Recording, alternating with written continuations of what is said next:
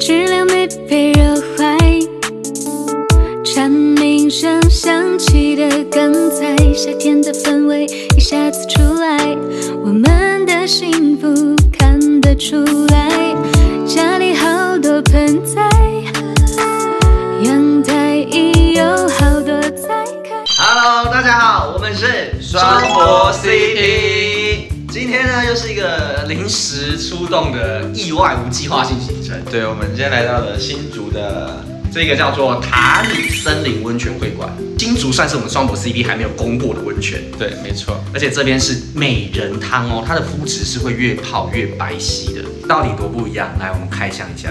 Let's go。好，带大家来看一下。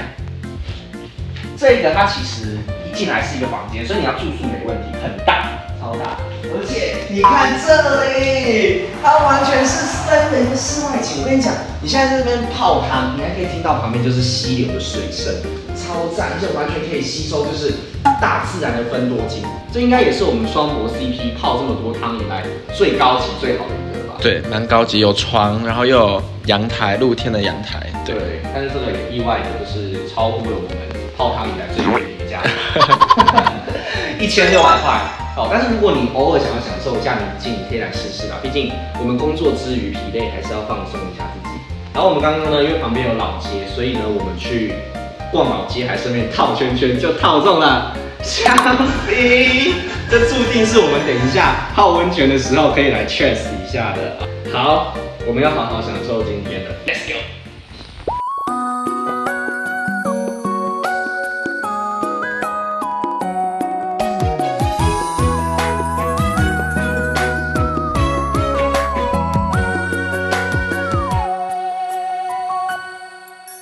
最馋了你陪我寻味街头巷角，上槟榔你给我滴水松摇。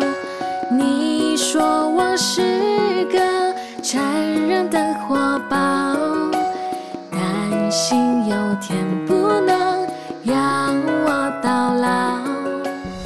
耶！好舒服啊！对，我们泡完温泉啦。对，超舒服，我必须真心推荐大家这一间。我们两个如果说5颗星的话，我们可能会给到4颗星，会给到4颗星。对，我们会给到4颗，因为真的是很放松。从入大门，你就会觉得这边怎么这么安静，在森林里，而且我们泡完，因为它是美人汤嘛，都觉得皮肤咕噜咕噜的。好啦，那推荐给大家，喜欢的话欢迎来新竹尖石乡的这个温泉汤屋，好吧？我们是双博 CP， 我们下次见喽，拜拜。